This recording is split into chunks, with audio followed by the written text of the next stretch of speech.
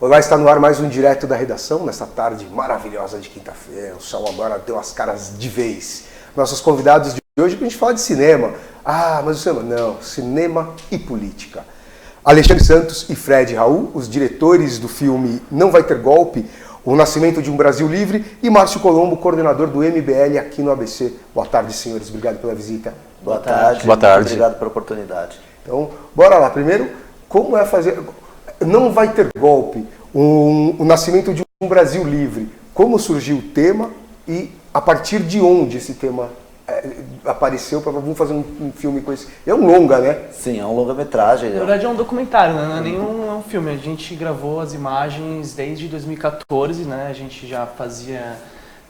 enfim, não sei se você conhece, a gente fazia o MBL, né? A gente começou o MBL no dia 1º de novembro de 2014. Foi a primeira manifestação que aconteceu contra a reeleição da Dilma. E naquele dia a gente já gravava tudo que a gente já fazia para divulgar nas redes sociais e tal. E aí naquele dia a gente viu que estava acontecendo alguma coisa, a gente falou, pô, vamos continuar gravando isso, quem sabe vai dar alguma coisa. E a gente continuou documentando tudo com o que a gente tinha para documentar, mesmo que os equipamentos não eram os melhores, mas a gente fez questão de gravar tudo porque a gente achava que um dia alguém ia precisar contar aquela história e...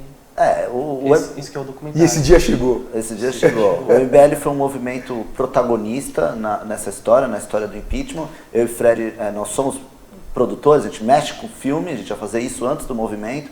Então, ao longo dessa trajetória, a gente achou por bem gravar, guardar esses materiais, sabendo que ela caindo, a gente ia ter que contar essa história. Até porque a esquerda é muito boa de contar a história, eles estão muito bem inseridos nesse meio e eles contaram. Só de filmes sobre o impeachment na ótica da esquerda tem mais de 5, que tiveram todo tipo de publicidade, um deles inclusive está na Netflix.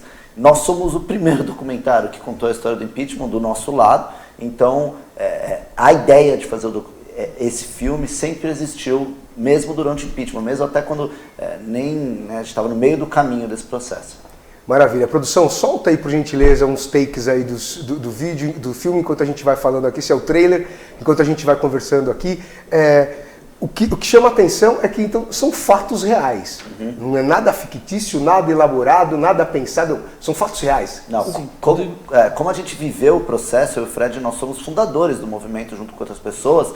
A gente viveu, a gente sofreu, a gente comemorou cada processo, cada ato. Então a gente tem esse conhecimento, a gente tem esse know-how dentro da gente. Então, na hora de fazer o documentário, a gente teve essa sensibilidade de saber falar o que de fato aconteceu. E a gente não fala só da MBL, a gente fala também de outros movimentos, de outras figuras que foram protagonistas desse processo. Como a gente viveu o processo, a gente sabe o que aconteceu no processo, a gente estava lá no processo, então a gente sabe quais foram as pessoas que participaram do processo, quem foi importante, quem não foi importante. E a gente juntou tudo isso para fazer um relato histórico que fosse verídico com a história, sabe? Existem atores? Existem 2 atores, assim, para fazer 2 cenas específicas, que é uma espécie de... São analogias. São analogias. Tem explicações. Tem momentos de juridiquês, muito poucos no documentário. Então, a gente, depois desse juridiquês, que é explicando base jurídica, explicando outras coisas, vem uma ceninha rápida de 1 minuto de humor, e aí sim é um ator, mas assim, não é 1% do documentário. Márcio, o que é o MBL hoje para o brasileiro? O MBL é um movimento político, um movimento que defende os valores da liberdade, um movimento que preserva e respeita as instituições e que acredita que somente a via institucional, dentro das leis, dentro das regras da nossa república, a gente consegue alcançar, de fato, um Brasil livre, justo, sem atalhos, sem rupturas, sem aquela ânsia de resolver rápido e causar uma revolução, por exemplo, que a gente tem consciência histórica de que nenhuma revolução, nenhum processo em que foi forçado deu certo a médio e longo prazo. Então a gente aprendeu... E não é saudável. A gente aprendeu que a defesa dos valores liberais e dos valores do respeito às instituições é o melhor caminho. Então o movimento representa esses valores e é um movimento muito vivo na esfera nacional e na esfera municipal. O MBL ele tem núcleos em todos os estados do Brasil. Todos os estados do Brasil têm dezenas ou centenas de núcleos do MBL, onde jovens, pessoas mais maduras, no meu caso, por exemplo, e até bem mais maduras do que eu, se juntam em defesa desses valores.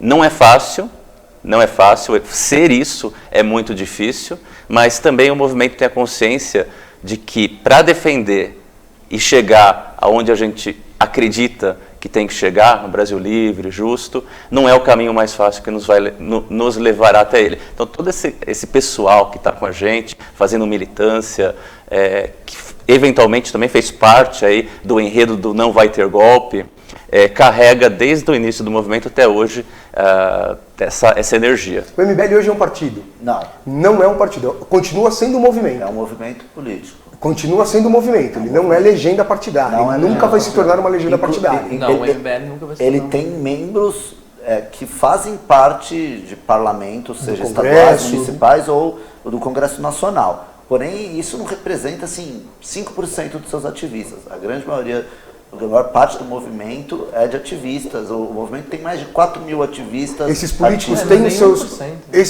têm os seus partidos, porém eles são ligados ao MBL. Sim. O MBL é suprapartidário. E a situação para qualquer membro nosso sair por algum partido para postular algum cargo é de que ele tenha total independência. Ou seja, você pegar e analisar como o Kim vota, como o Arthur vota, como o Holliday vota, que são os parlamentares assim, mais famosos, várias vezes vota contra o partido, vota de forma diferente. Então, é totalmente independente. Perfeito. Ou seja, é a ideologia do que ele acha correto dentro da política. Exato. O partido é simplesmente uma legenda, porque existe essa necessidade na Porque no Brasil legislação é obrigatório. brasileira.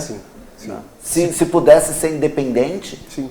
a gente não teria partido nenhum, não sairia para partido nenhum. Mas é obrigado. Aliás, o Brasil é um dos pouquíssimos países Que é obrigado a ter se diz vínculo. democráticos que você tem que ter vínculo partidário. Algum Qualquer partido, países desenvolvidos, você pode sair independente.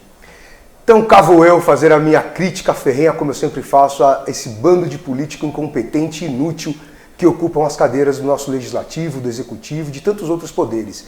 Vocês são, no mínimo, incompetentes para deixar o Brasil chegar onde chegou, para deixar o Brasil ter quase 13 milhões de desempregados, uma economia cambaleante há 4 anos que sequer consegue se reestruturar. Empresas como a Ford deixando a cidade de São Bernardo e tantas outras que debandam de São Paulo devido aos seus impostos exorbitantes. Então a incompetência sim é de vocês. A política que vocês fazem é a política única e exclusivamente de benefício próprio, que legislam em causa própria para enriquecimento ilícito. E isso não é política. Isso é, no mínimo, sacanagem com o povo.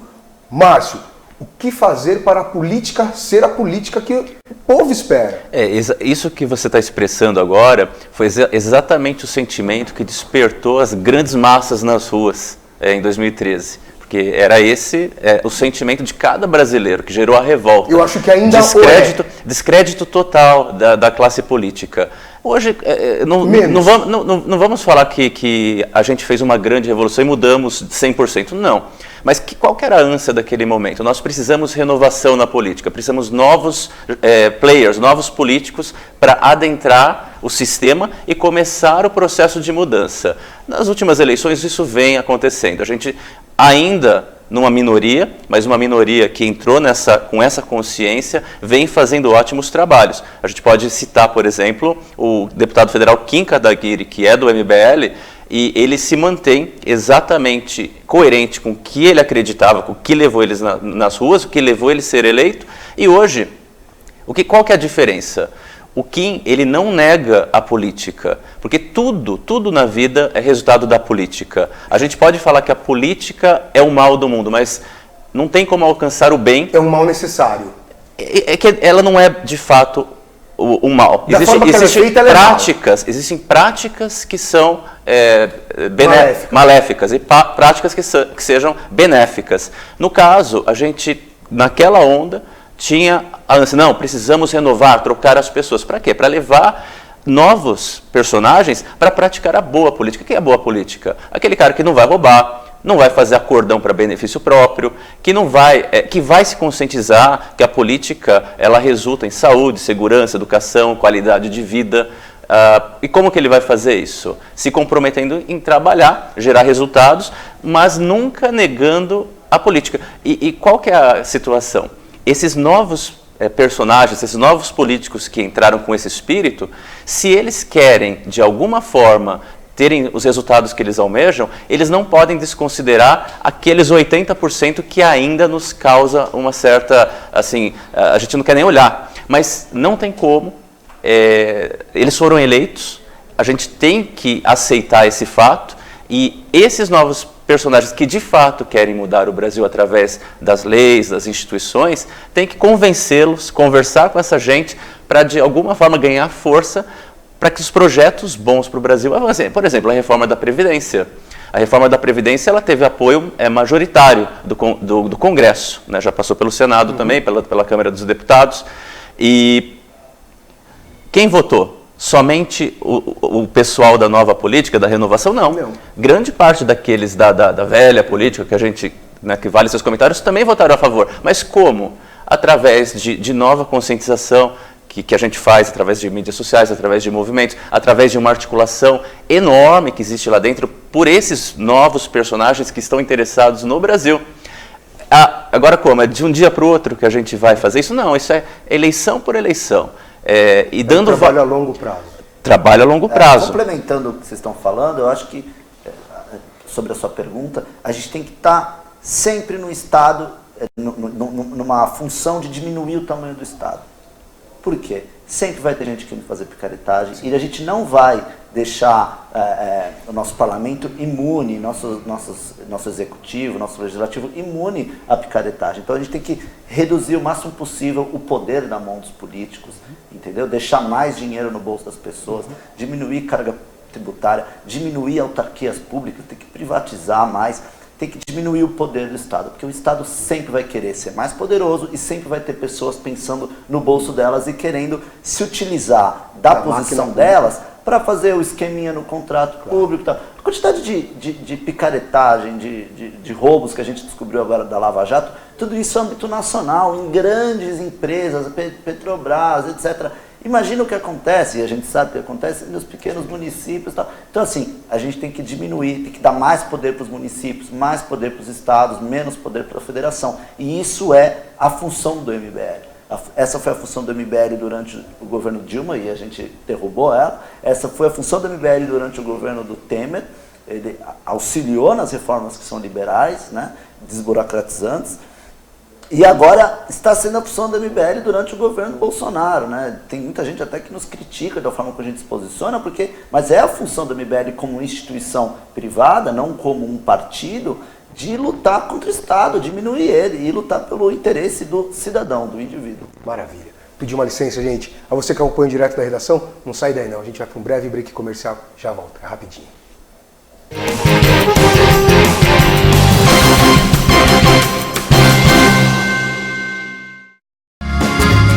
Viaje Mais! Prepare-se para conhecer os mais belos lugares do planeta, de segunda a domingo em 2 horários, às 13h30 e à meia-noite, na rede NGT Canal 48 Digital e na TV Grande ABC Canal 3 NET. Agora você tem um encontro marcado com Walter Esteban no programa Viaje Mais!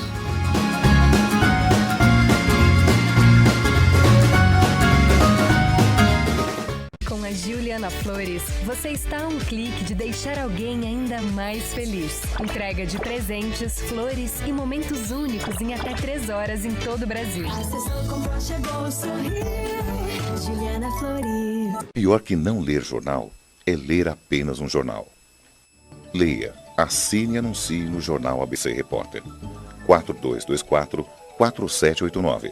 Se você é notícia, foi ou vai ser, ligue para a nossa redação ou mande um e-mail para redação@jornalabcreporter.com.br. ABC Repórter, o diário. www.jornalabcreporter.com.br.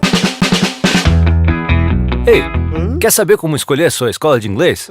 Não pergunte pro boneco do posto. Não pergunte pra esse monte de gatos da sorte. Não pergunte pra essa estátua. Nem pra esse cara sem boca, né? Não pergunte pra essa boneca havaiana, pra essa turminha aí ou pro rapaz dessa foto. Mas esse balão de barba vai saber, né? Nah. Pergunte pra quem já faz IASIG e faça a escolha certa. Agora no IASIG você pode falar direto com nossos alunos e pais de alunos, tirar suas dúvidas e descobrir todos os motivos para estudar inglês aqui. Fale com a gente, fale com o mundo. IASIG, você cidadão do mundo. Sejam bem-vindos a To Go no Grande ABC! Confira os endereços da To Go, o seu mercado de congelados do ABC. A To Go oferece variedades em produtos congelados, um conceito de loja atacado e varejo, com produtos e custos baixíssimos. São 8 categorias: massas, pães de queijo, salgados, legumes, frutas, sobremesas, sopas e cremes. E uma linha deliciosa de sorvetes em massa, palitos e artesanais. To Go, mais prático, mais rápido, mais econômico.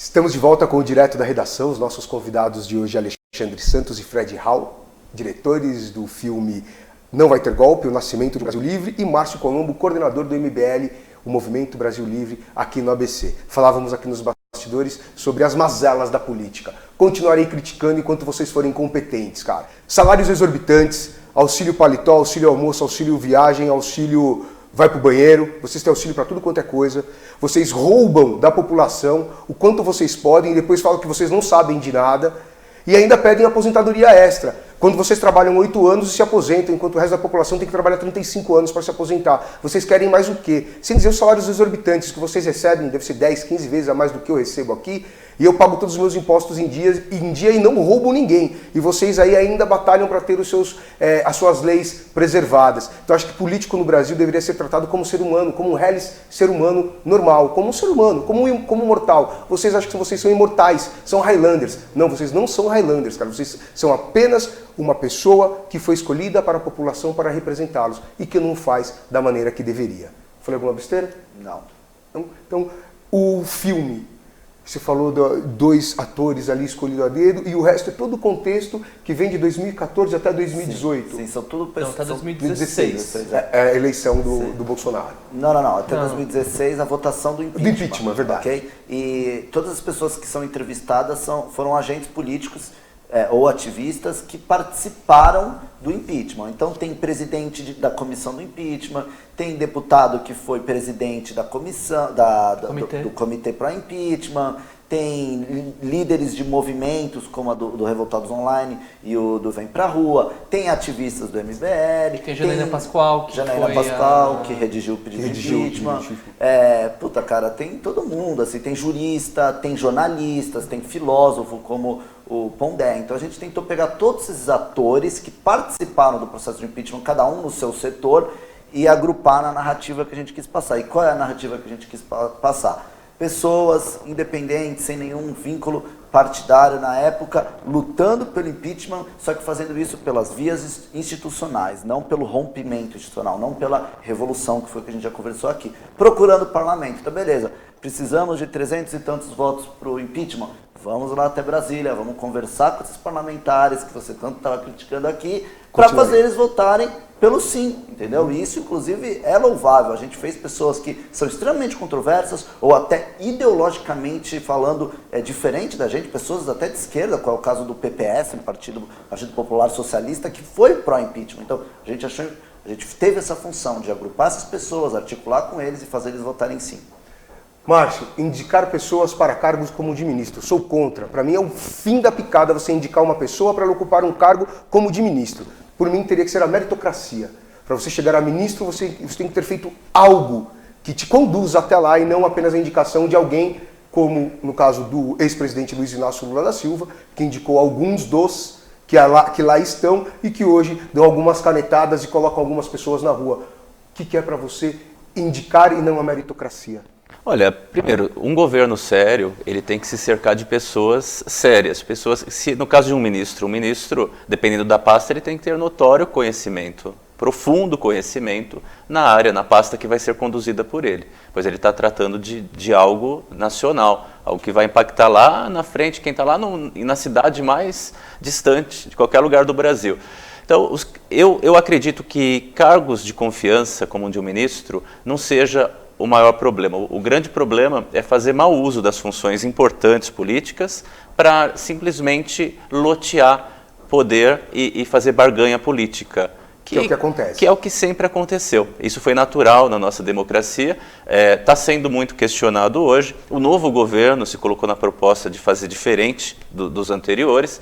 E, no meu entendimento, o caminho correto sim, é pela meritocracia, mas principalmente pelo conhecimento e resultados comprovados. Se vai tratar de saúde, tem que ser alguém que realmente conheça muito. Se vai tratar de mobilidade, seja economia, tem que ser um especialista. Um especialista.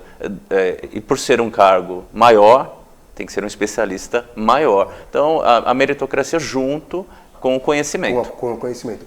Gente, o MBL hoje, como é visto pelo poder público, como é visto pela federação, como é visto pelos outros partidos também? Eu acho que o MBL, no seu início, as pessoas realmente não entendiam que nós éramos, até porque eu não consigo me recordar, e eu acho que ninguém aqui vai saber se recordar, de algum movimento que não tinha nenhuma ligação partidária, que não começou com nenhum financiamento público de forma independente. As pessoas não entendiam isso. E até existia uma série de teorias.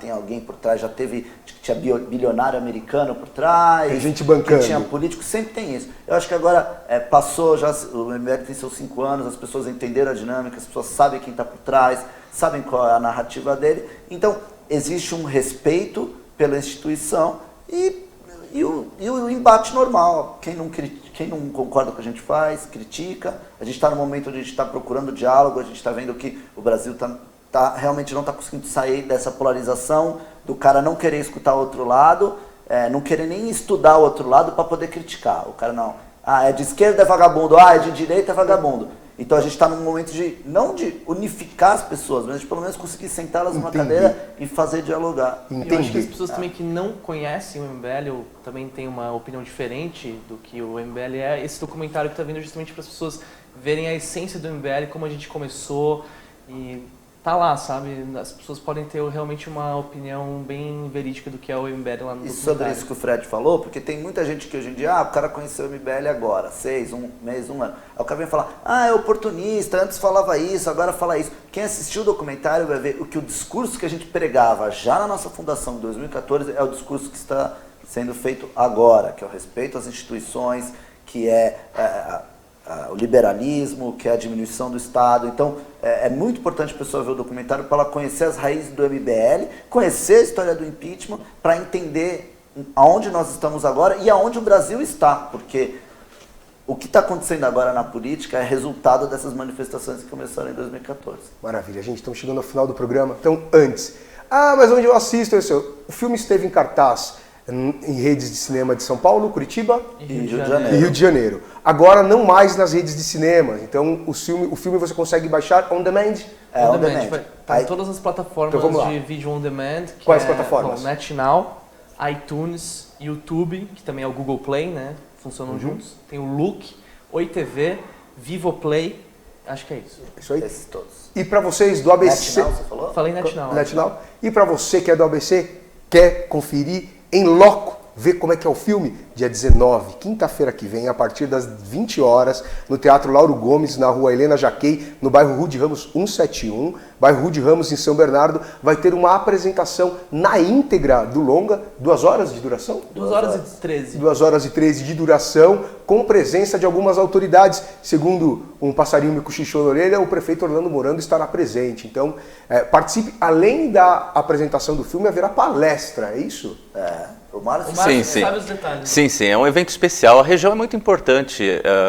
O MBL do Grande ABC é bastante atuante e a gente não poderia deixar de exibir aqui também na região. Embora esteja disponível nas plataformas, a ideia é levar uma palestra com alguns protagonistas do filme.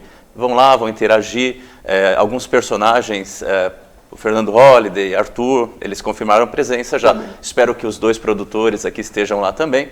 E eles vão dar uma palestra de meia hora, 40 minutos, e na sequência a gente já passa o filme.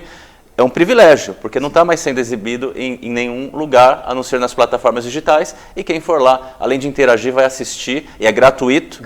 E quem quiser fazer uma ação social, levar 1 quilo de alimento, que o evento tem essa proposta, aproximar os atores aí desse processo importante histórico do Brasil, das pessoas que no ABC tenham essa intenção, E também aproveitar esse momento que muitas pessoas, centenas de pessoas irão lá, cada um leva 1 quilo de alimento, não é obrigatório, mas se levar, a gente vai doar para alguma instituição aqui da região também. Maravilha, senhores, obrigado pela entrevista.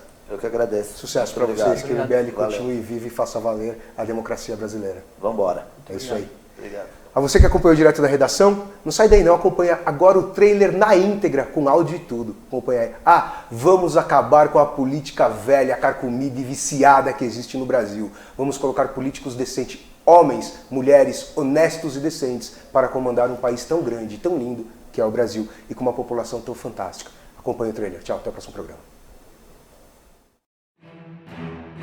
Dilma Rousseff foi reeleita presidente da República. A política, desde depois da Revolução Francesa, ela é cheia de atos simbólicos. E os donos dos atos simbólicos era sempre a esquerda. Nós temos que fazer o que eles já fizeram no passado, que é ser militante 100% do tempo. Nós temos que ser brasileiro 100% do tempo. Isso aqui é arriscado pra caralho, já é a terceira vez que alguém quase morre. Vamos pro palco vocês agora! Vamos pro palco vocês agora! Viemos pra tirar a Dilma!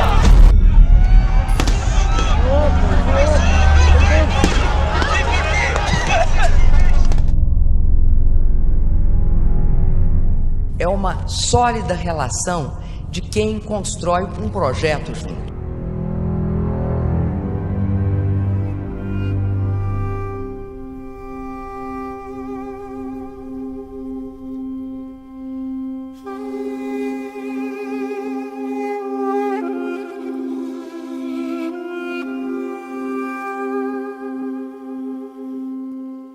O jovem mete medo porque o jovem sempre foi um capital exclusivo da esquerda. E quando você começa a quebrar esse monopólio, você está tomando um mercado que sempre foi da esquerda.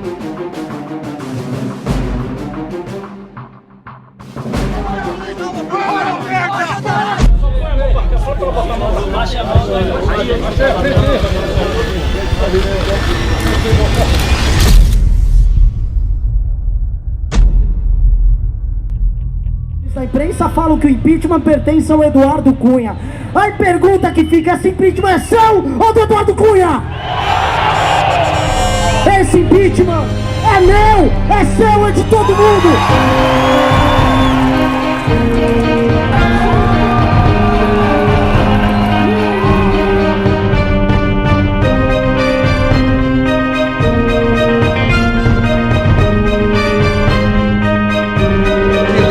Tenha misericórdia dessa nação. Isso aqui é pra você que não veio, entendeu? Ô, herói.